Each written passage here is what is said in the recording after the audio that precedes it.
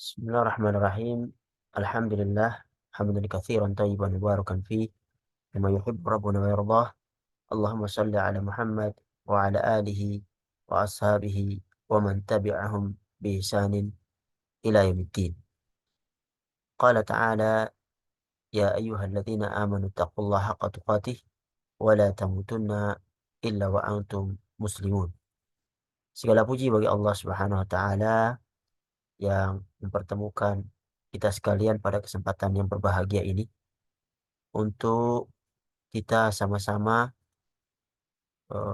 belajar mengetahui apa yang ada di kitab kita Al-Quranul Karim yang ternyata berisi ilmu-ilmu yang luar biasa, ya, ilmu-ilmu yang berkaitan dengan Al-Quran yang dipelajari oleh para ulama yang menjadikan mereka bisa mengambil mutiara dari Al-Quran yang menjadikan mereka maju di dalam peradaban.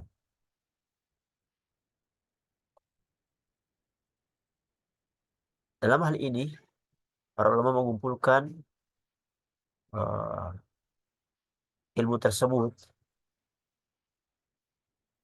di dalam yang nanti kita sebut dengan ulumul Quran, yaitu ilmu-ilmu yang berkaitan dengan Al-Quran, yang insya Allah dengan mengetahuinya, ya, dengan pengetahuan kita tentang hal ini, menjadikan kita lebih cinta kepada Al-Quran karena kita berinteraksi ya dengan kalamullah azza wa jal, sebaik-baiknya perkataan yang diturunkan kepada Nabinya Muhammad SAW, yang dengan mempelajarinya kita akan melihat Al-Quran dengan kacamata yang lain, kacamata para ulama yang ternyata subhanallah benar yang dikatakan Umar bin Khattab, innallaha yarfa'u bihadzal kitab aqwaman wa yadh'u bil akharin.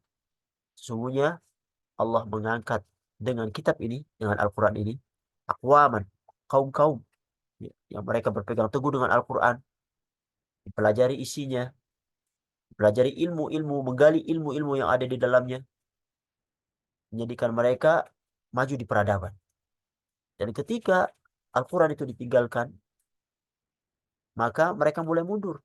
Dan kita merasakan kemunduran ini karena umat ini mulai meninggalkan Al-Quran. Dan mudah-mudahan dengan langkah yang sedikit ini, kita menjadikan kita menjadi eh, orang-orang yang ikut serta di dalam memajukan peradaban Islam dengan mencoba semampu kita untuk mempelajari apa yang Allah Subhanahu wa taala turunkan dari ilmu-ilmu yang insya Allah pada pertemuan-pertemuan yang akan datang akan kita gali bersama. Tentunya para hadirin dan rahmat Allah Subhanahu wa taala, eh, kita akan mengambil satu kitab yang notabene kitab ini itu dipelajari eh, di mahat, ya, beberapa mahat di Indonesia dan dijadikan muqarrar yang insya Allah nanti ada dalam saya sampaikan dalam bahasa Indonesia, ya, yaitu kitab Mabahis fi Ulumul Quran, punya Syekh Mana Al-Qatan. Ini kitabnya yang di Indonesia sudah diterjemahkan, ya, diterjemahkan dalam apa namanya, berbahasa Indonesia. Tentunya kadang-kadang walaupun terjemahan, karena terjemahan dari kitab bahasa Arab biasanya kurang bisa dipahami dengan baik, dan itu memerlukan kita saling tadarus, ya, saling mempelajari bersama apa yang ada di dalamnya. Bahkan sudah diterjemahkan seperti misalnya ini saya tunjukkan kitabnya, terjemahan dari kitab ini.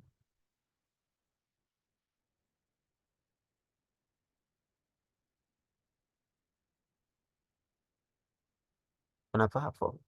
Suaranya kurang terdengar? Sekarang gimana? Sudah terdengar? Om Munafal? Ya, ini ada terjemahan Mabais fi Ulumul Quran yang sudah diterjemahkan ke bahasa Indonesia dan juga ada di apa namanya eh, eh, dijual secara umum dengan judul-judul yang tergantung penerbitnya. Saya coba carikan.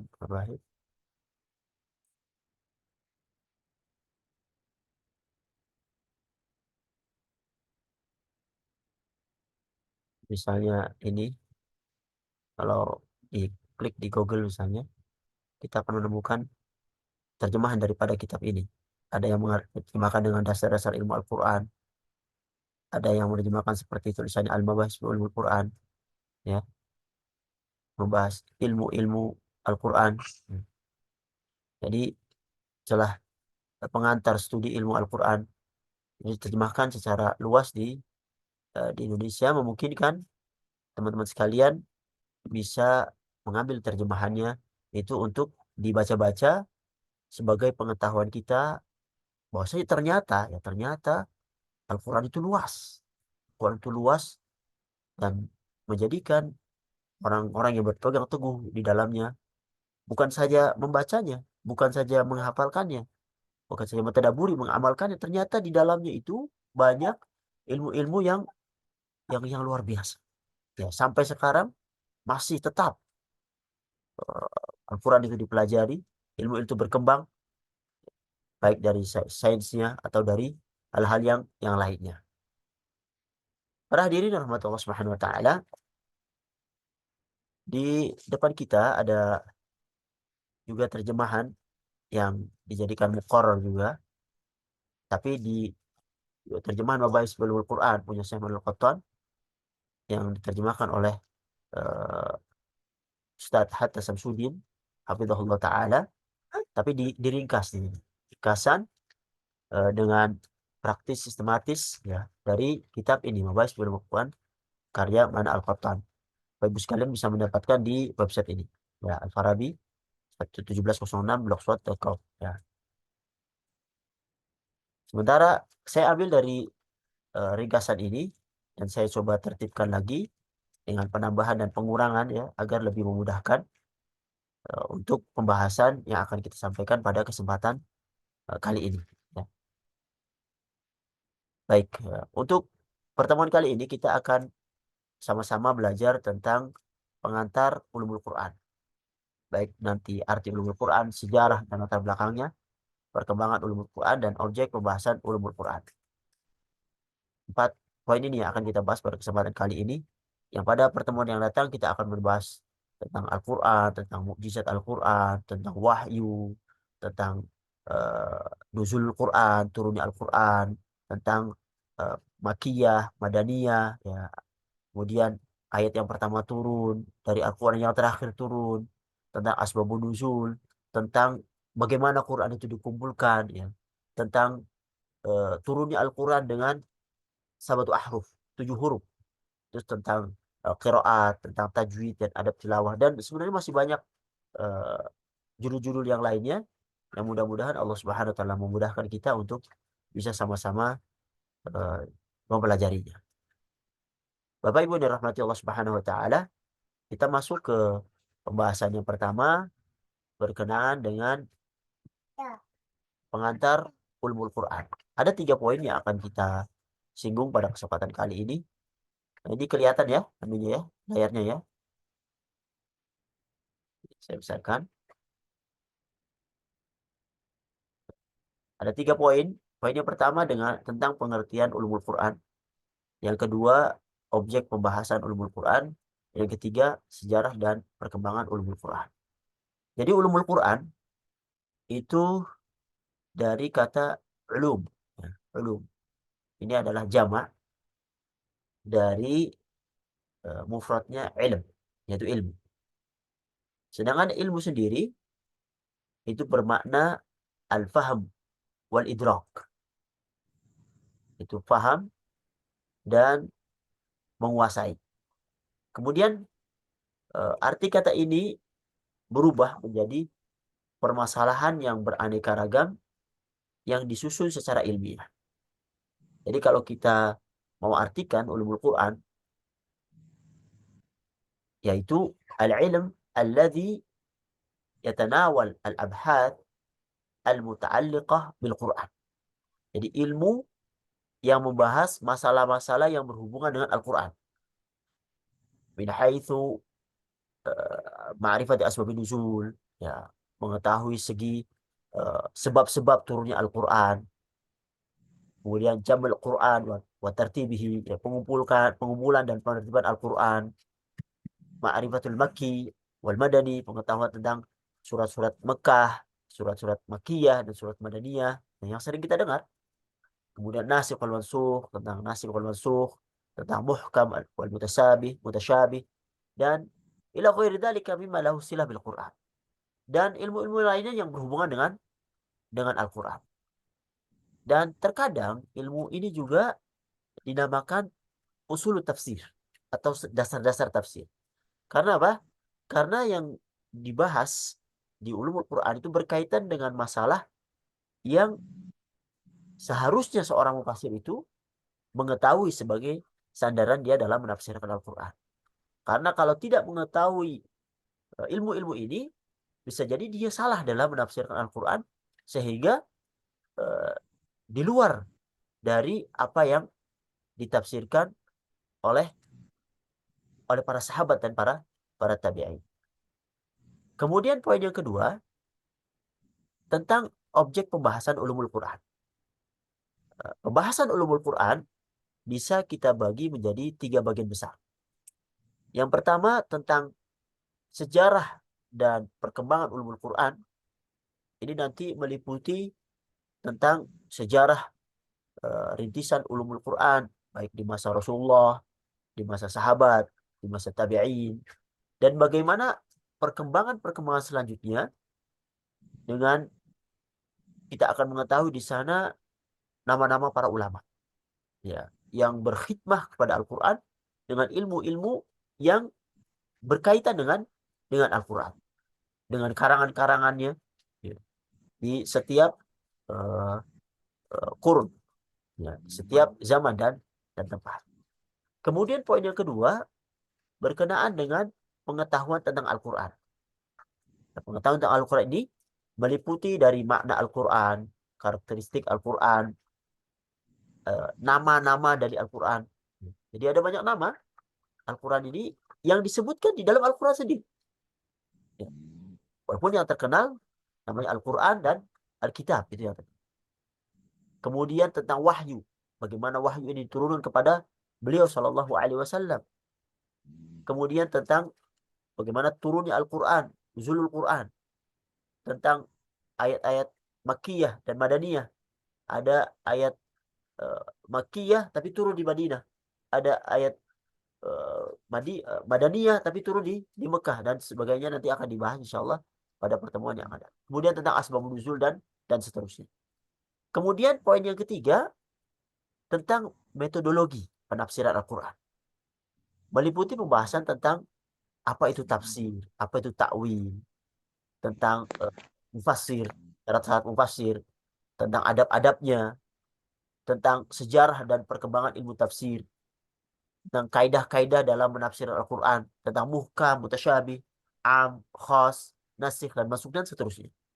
Jadi kalau kita lihat, ya, pembahasan ulumul Quran ini sangat luas sekali, tidak berujung, yang menjadikan kita harus menyiapkan kesabaran yang tinggi supaya kita bisa mengetahui apa yang Allah Subhanahu wa taala turunkan kepada nabi. Yang menjadikan intinya adalah seluruh ilmu ini menjadikan kita makin lebih mencintai Al-Quran dan mengetahui ternyata Quran ini luar biasa. Jadi bukan kitab yang sederhana, yang sekarang seperti kita lihat apa adanya. Tapi nanti pandangan kita setelah mengetahui tentang ulumul Quran ini, pandangannya lain, mengetahui bahwasanya memang uh, Quran ini luar biasa, turun dari Allah Subhanahu wa taala, penguasa langit dan bumi, kepada sebaik-baik nabinya, yaitu Muhammad Shallallahu Alaihi Wasallam. Sehingga apa? Orang-orang yang mempelajari Al-Quran ini tidak mustahil mereka akan berubah. Dan kita sudah lihat bagaimana seorang budak dengan mengetahui Allah Subhanahu wa Ta'ala sebagai Tuhannya, dia masuk Islam dan tidak meninggalkan Islam itu walaupun dia disiksa dengan siksaan yang sangat sangat pedih. Bahkan sampai ada yang rela mati di zaman awal-awal demi mempertahankan tauhid yang Allah Subhanahu wa Ta'ala kabarkan kepada nabinya di dalam Al-Quran. Subhanallah. Mudah-mudahan kita masuk di dalam di orang-orang yang seperti ini, yang Allah Subhanahu wa Ta'ala ridho kepada mereka dan juga mereka ridho kepada Allah Subhanahu wa Ta'ala. Kemudian para hadirin rahmati Allah Subhanahu wa Ta'ala, kita akan coba masuk tentang kepada sejarah dan perkembangan ulumul Quran. Jadi perkembangan ulumul Quran ini dimulai dengan beberapa fase, di mana dari tiap fase itu menjadi dasar bagi perkembangan fase selanjutnya. Sehingga akhirnya nanti ulumul Quran menjadi ilmu khusus yang dipelajari dan dibahas secara khusus. Seperti halnya seperti ilmu hadis, seperti ilmu-ilmu yang lainnya. Ya. Yang mana bibitnya itu ada pada masa Rasulullah Shallallahu Alaihi Wasallam. Sehingga kita akan masuk kepada poin yang pertama, ulumul Quran di masa Rasulullah Shallallahu Alaihi Wasallam. Jadi awal ulumul Quran di masa Rasulullah Shallallahu Alaihi Wasallam, dan ini embrio awal daripada hadirnya ulumul Quran. Ini berupa penafsiran ayat Al-Quran langsung dari Rasulullah Shallallahu Alaihi Wasallam kepada para sahabat. Begitu juga dengan adanya antusias para sahabat di dalam bertanya kepada Rasulullah Shallallahu Alaihi Wasallam tentang makna suatu ayat, kemudian mereka menghafalkannya, mempelajarinya, dan menerapkan hukum-hukumnya di dalam kehidupannya, menjadikan mereka orang-orang yang pilihan, yang mana Allah ridho kepada mereka. Sebagai contoh, Rasulullah Shallallahu Alaihi Wasallam menafsirkan kepada sahabat beberapa ayat, misalnya yang disampaikan oleh Imam Muslim wa ghairuhu an Uqbah bin Amir, dari Uqbah bin Amir, dia berkata, sami'tu Rasulullah Shallallahu Alaihi Wasallam yaqul wa huwa ala mimbar. Aku mendengar Rasulullah Shallallahu Alaihi Wasallam bersabda di atas mimbar, wa'iddu lahum mastata'tum min quwwah. Jadi surat Al-Anfal ya, ayat 60, dan siapkan untuk menghadapi mereka kekuatan yang kamu sanggupi. Kemudian Rasulullah tafsirkan sendiri, ala innal quwwata ar-rabi. Ingatlah bahwa kekuatan di sini adalah maksudnya memanah, ya. Atau sesuatu yang dilempar, seperti kita ketahui sekarang, sesuatu yang dilempar seperti bom ya, seperti apa namanya, saruh, itu kan lemparan itu. Itulah kekuatan yang mana orang tidak perlu berhadapan-hadapan, tapi dengan berjauhan aja, dengan lemparan bisa menghancurkan musuh.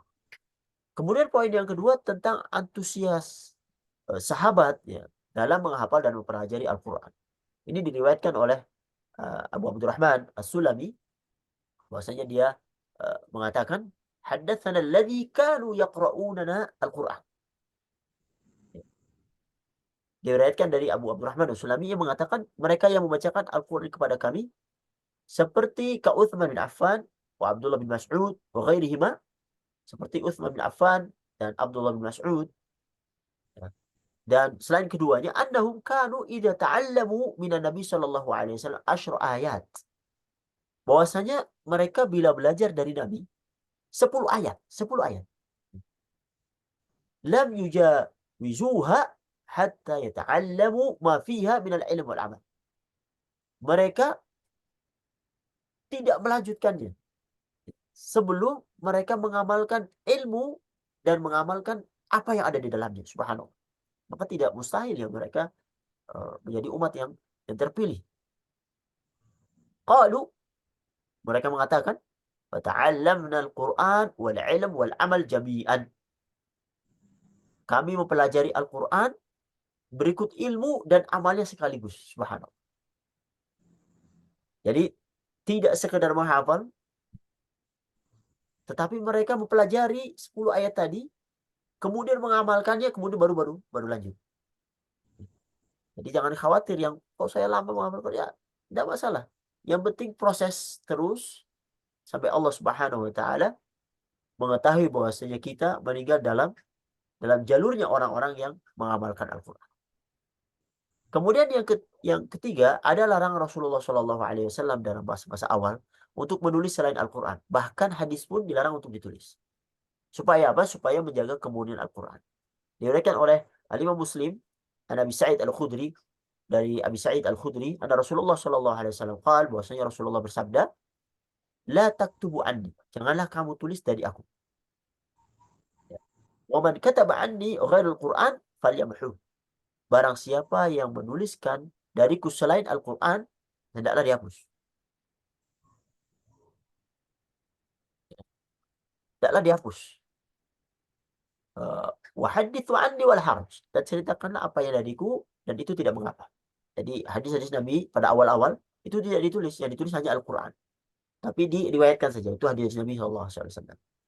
Wa man kadzaba alayya muta'ammidan falyatabawwa maq'adahu minan nar. Barang siapa yang berdusta, sengaja berdusta atas namaku, maka ia seolah akan menempati tempatnya di neraka jahanam. Kemudian kita masuk pada fase yang kedua, yaitu fasenya khalifah. Khalifah yang 4 ini, Abu Bakar, Umar, Utsman, dan Ali. Mulailah ulumul Quran itu mulai berkembang pesat. Dengan apa? Dengan kebijakan-kebijakan mereka tentang Al-Quran ini. Seperti di masanya Abu Bakar Siddiq radhiyallahu anhu, ada kebijakan untuk mengumpulkan ya Al-Quran yang sudah ditulis, baik ditulis di kulit, ditulis di batu, ditulis di pepohonan, ya itu dikumpulkan dari para sahabat, yang mana mereka juga mengumpulkan apa yang telah mereka hafal.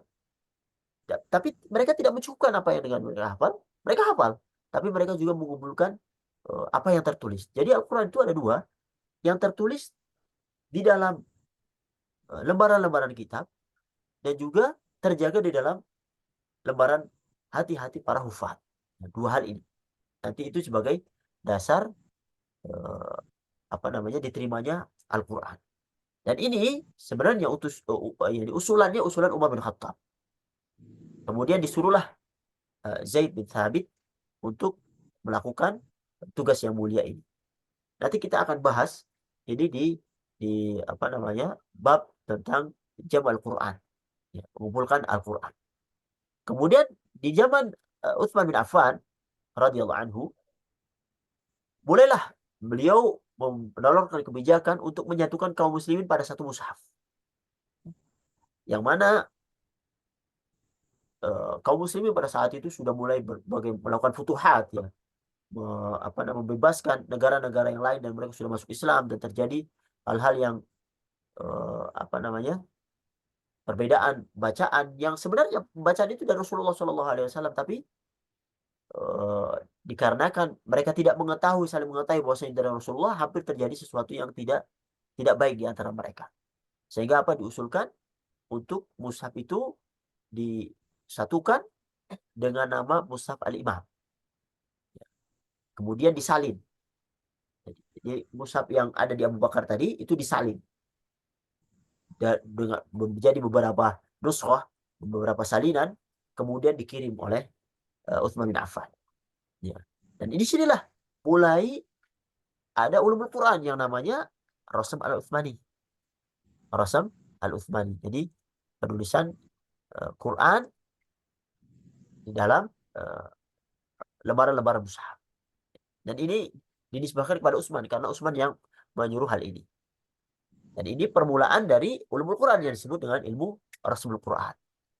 Kemudian pada masa Khalifah Ali bin Abi Thalib radhiyallahu anhu, ada kebijakan dari beliau radhiyallahu anhu kepada disuruh Abu Aswad Al-Du'ali itu untuk meletakkan kaidah-kaidah nahwu, untuk menjaga lisan-lisan orang-orang ajam, orang-orang yang di luar, yang bukan Arab ya, yang mereka banyak masuk Islam supaya tidak salah ya di dalam eh, membaca Al-Quran. Tujuan ini, jadi ilmu nahwu itu untuk membantu orang tidak salah di dalam memahami Al-Quran, tidak salah dalam membaca Al-Quran. Dan ini mulai berkembang ilmu Al-Quran yang bernama dengan ilmu i'rabul Quran. I'rab, karena nahwu itu berkenaan dengan i'rab, yaitu akhir daripada sebuah kata. Kemudian para hadirin rahmati Allah Subhanahu wa taala, kita masuk ke masa para sahabat dan tabi'in setelah khalifah yang empat. Dilanjutkan usaha khalifah ini oleh para sahabat. Mereka mulai menyampaikan makna-makna Al-Quran, menafsirkan ayat-ayat yang mungkin menurut mereka itu biasa, tapi yang apa namanya eh, apa namanya orang-orang yang setelahnya, yang di bawah mereka belum mengetahui sehingga perlu belajar kepada mereka. Tentunya hal ini sesuai dengan kemampuan mereka. Ya, mereka berbeda-beda dalam memahami Al-Quran karena memang ada yang bersama dengan para sahabat dalam waktu lama, ada yang bersama Rasulullah dalam waktu lama, mereka mempelajari, ada yang mempunyai apa namanya kepintaran, kecerdasan sehingga bisa menampung ilmu yang banyak dari Rasulullah Shallallahu Alaihi Wasallam. Ada yang mempunyai pemahaman yang lebih di dalam Al-Quran dan lama dan tidaknya mereka bersinggungan dengan Al-Quran dengan Rasulullah Shallallahu Alaihi Wasallam sehingga mereka ber eh, tidak sama pemahaman mereka terhadap Al-Quran sesuai dengan ilmu yang Allah Subhanahu Wa Taala titipkan kepada mereka. Dan ini diteruskan kepada murid-murid mereka yaitu para para tabi'in. Di antara mufassir yang masyhur dari para sahabat ada empat khalifah ya, orang ya, Abu Bakar, Umar, Utsman, Ali. Kemudian ada Abdullah bin Mas'ud, ada Abdullah bin Abbas, ada Ubay bin Ka'ab, ada Zaid bin Thabit, ada Abu Musa al-Asy'ari, ada Abdullah bin Zubair. Ya. Dan yang eh, banyak ya apa namanya diambil keilmuan mereka di dalam menafsirkan Al-Quran itu dari Abdullah bin Abbas, Abdullah bin Mas'ud, dan Ubay bin Ka'ab.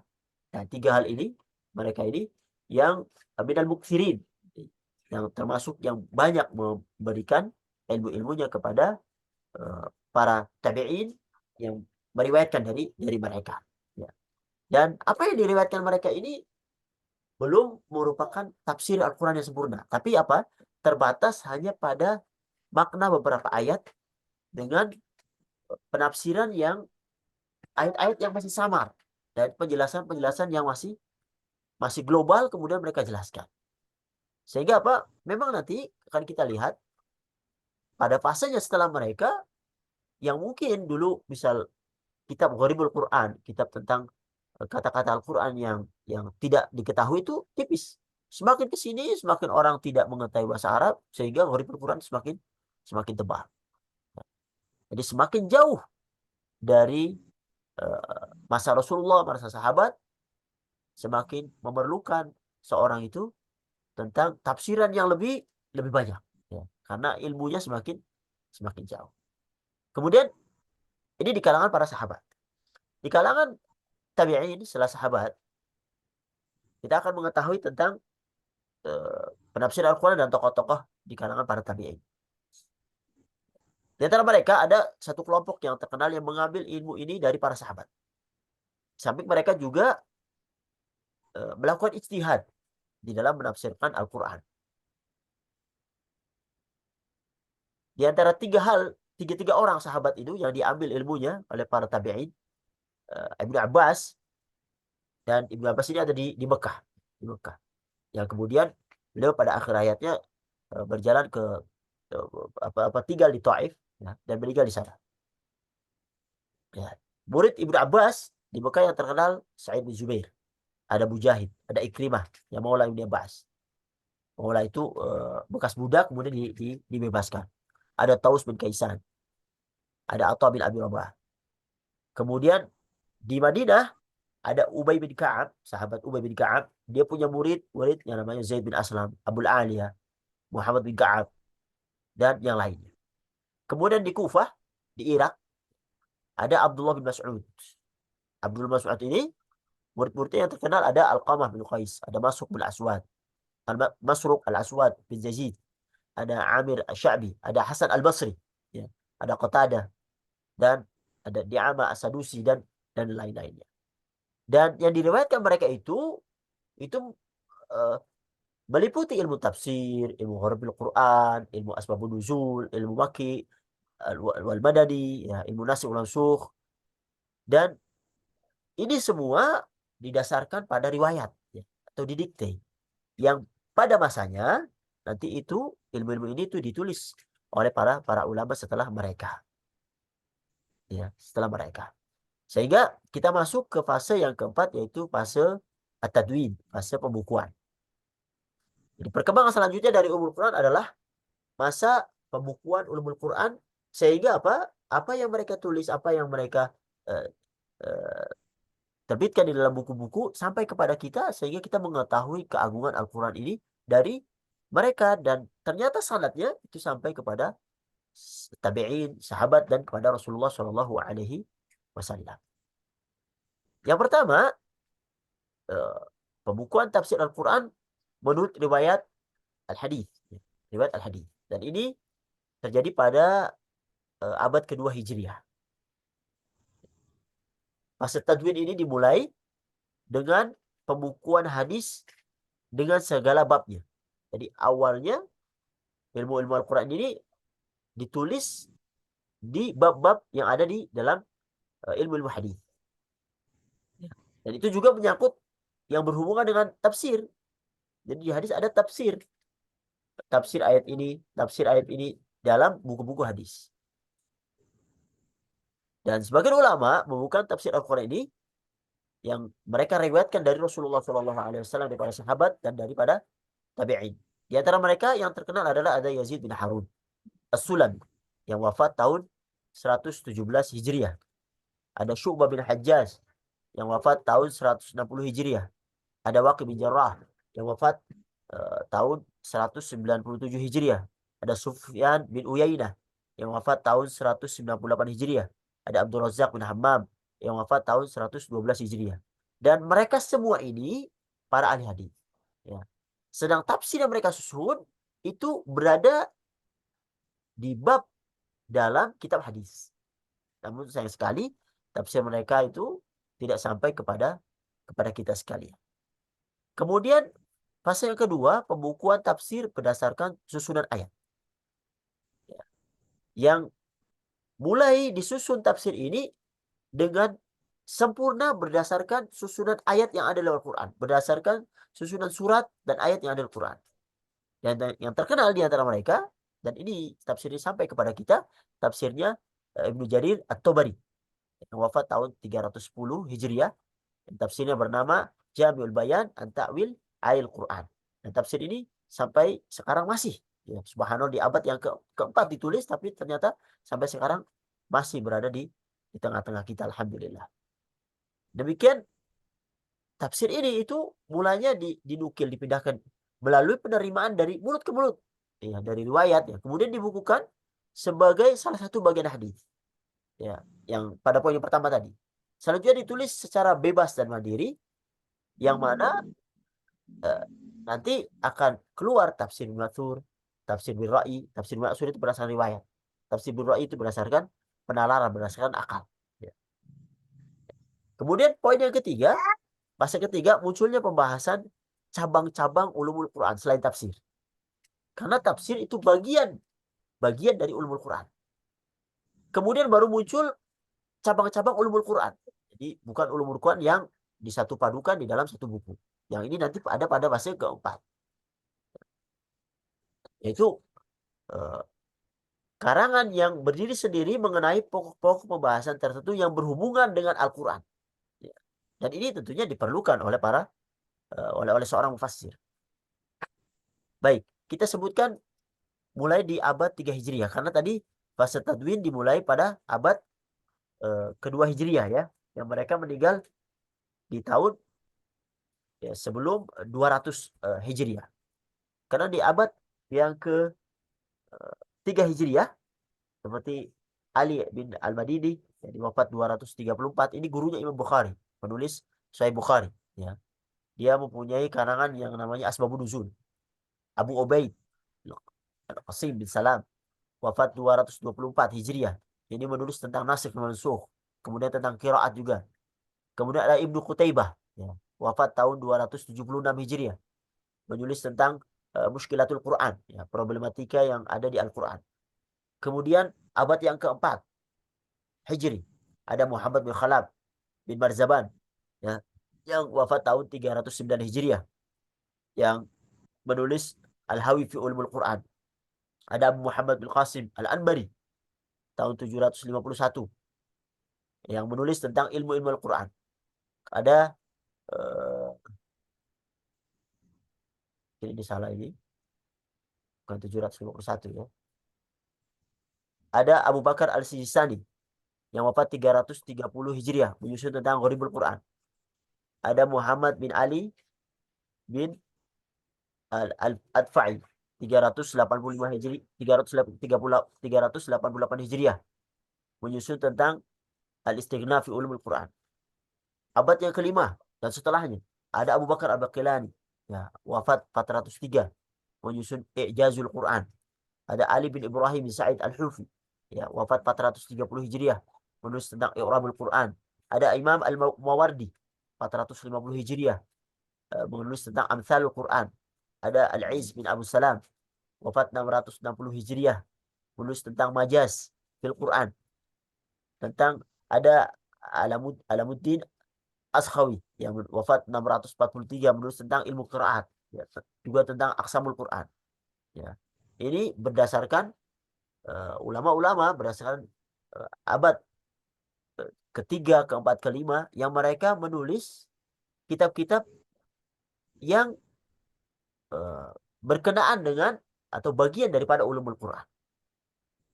Yang pertama dimulai dengan tafsir, kemudian hadis, ya, berada di bab hadis, kemudian menulis tafsir, ya, khusus yang merupakan bagian daripada ulumul Quran, kemudian tulisan tentang ilmu-ilmu yang berkenaan dengan ulumul Quran.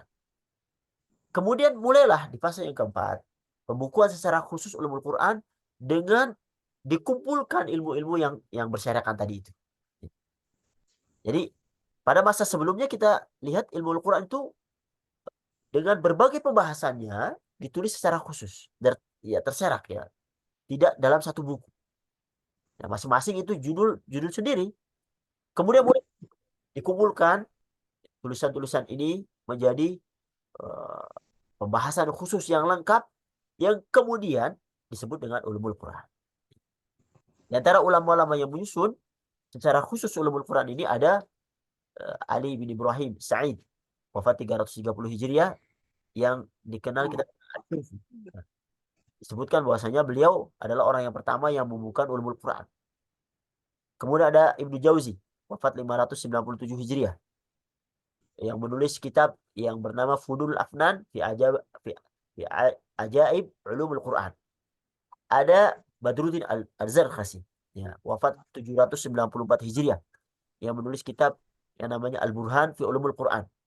Ada Imam Jalaluddin Al-Bilqini, wafat 824, yang memberi tambahan atas Burhan, ya, yang dinamai kitabnya dengan Mawaqi'ul Ulum min Mawaqi'in Nujum. Dan ada Jalaluddin As-Suyuti, ya, wafat 911 Hijriah, yang kemudian menyusun kitab yang bernama Al-Itqan fi Ulumul Quran. Ya. Dan sebagai catatan, Al-Imam As-Suyuti, ya, di dalam Itqan fi Ulumul Quran, yang ini menjadi referensi induk di dalam pembahasan ulumul Quran, yang ia mengambil kitabnya ini dari kitabnya Az-Zarkhasi, Burhan fi Ulumul Quran. Dan dua kitab ini sebagai kitab inti bagi orang-orang yang akan meneliti tentang ulumul Quran, yang tidak terlewat, ya, orang yang belajar ulumul Quran kecuali kembali kepada dua kitab ini. Kitab Al-Itqan fi Ulumul Quran karya Imam As-Suyuti, dan Al-Burhan fi Ulumul Quran karya Al-Imam Az-Zarkashi. Kemudian kita masuk kepada pembahasan yang terakhir, tentang sejarah ulumul Quran ini, tentang ulumul Quran pada masa masa kita sekarang, masa modern, masa kontemporer. Ya. Yang mana pada masa modern ini ulumul Quran mulai ditulis, ya, bahkan menjadi sebuah cabang ilmu Quran khusus, ya, terpisah dari ilmu-ilmu yang lainnya. Sebagai juga ilmu hadis dan ilmu fiqh, ya, ilmu usul fiqh dan macam-macam, ilmu tauhid, ya. Dan ada yang metodenya dia menyusun kitab-kitab yang ada dari terdahulu, ataupun mereka menulis untuk mempermudah pengajaran pada mahasiswanya misalnya. Seperti nanti akan kita lihat kitab-kitab yang ada.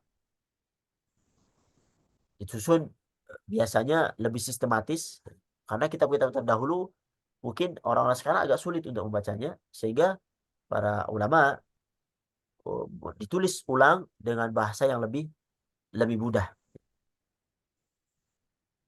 Poin yang pertama tentang kitab yang terbit membahas khusus tentang cabang-cabang ilmu Al-Quran, atau pembahasan khusus tentang metode penafsiran Al-Quran. Ada kitab Ijazul Quran, ya, ditulis oleh Mustafa Sadiq Ar-Rafi'i. Ada kitab At-Taswir Fan fil Quran, kitab yang Said Qutb. Ada Tarjamatul Quran, ditulis oleh Mustafa Al-Maraghi. Ya. Kemudian ada masa Masalatu Tarjamatul Quran, karya Mustafa Sabri. Ada An-Naba Al-Azim, ya, karya Dr. Muhammad Abdullah Darras. Ada Muqaddimah Tafsir Mahasil Ta'wil, karya uh, Jamaluddin Al-Qasimi. Kemudian ada kitab yang membahas secara umum ulumul Quran secara sistematis. Ada kitabnya Syekh Tahir Al-Jazairi, menulis kitab At-Tibyan fi Ulumul Quran. Ada Syekh Muhammad Ali Salamah, menulis Manhajul Furqan fi Ulumul Quran.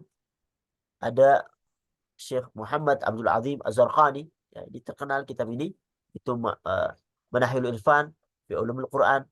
Ada Syekh Ali menulis Mudzakirat fi Ulumul Quran yang disampaikan untuk mahasiswanya, ya, di jurusan dakwah dan bimbingan masyarakat. Ada Mabahith fi Ulumul Quran karya Dr. Subih Saleh.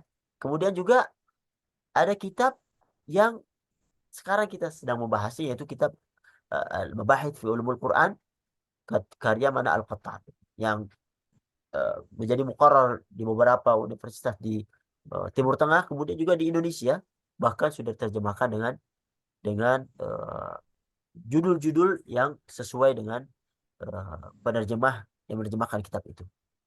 Para hadirin yang rahmati Allah Subhanahu wa taala, inilah pembahasan secara global berkenaan dengan pengertian ulumul Quran dan sejarahnya, sehingga ulumul Quran ini menjadi ilmu yang khusus tersendiri yang dipelajari sekarang di kampus-kampus, yang mana kita juga ingin menyederhanakannya untuk menjadikan sesuatu yang menjadi pengetahuan bagi ikhwas sekalian secara umum, sehingga paling tidak, walaupun kita tidak bisa memasuki satu persatu daripada kitab ini, paling tidak kita mengetahui ternyata Masya Allah Al-Quran ini. Masya Allah. Itu akhir yang kita inginkan. Ternyata kita tidak ada apa-apanya. Belum ada apa-apanya terhadap kewajiban kita kepada Al-Quran, yang menjadikan pengetahuan ini menjadi kita lebih semangat lagi untuk mempelajari Al-Quran. Inilah pertemuan pembukaan yang bisa kami sampaikan pada kesempatan kali ini, yang insya Allah pada pertemuan yang akan datang kita akan membahas tentang Al-Quran, tentang pengertiannya, tentang nama dan sifatnya, perbedaan Al-Quran dengan hadis Nabawi, dengan hadis Qudsi, kemudian tentang karakteristik Al-Quran, insya Allah pada minggu yang akan datang. Mudah-mudahan Allah memudahkan uh, apa yang telah kita mulai ini. Hadza wa sallallahu ala Muhammad wa ala alihi wa sahbihi ajma'in.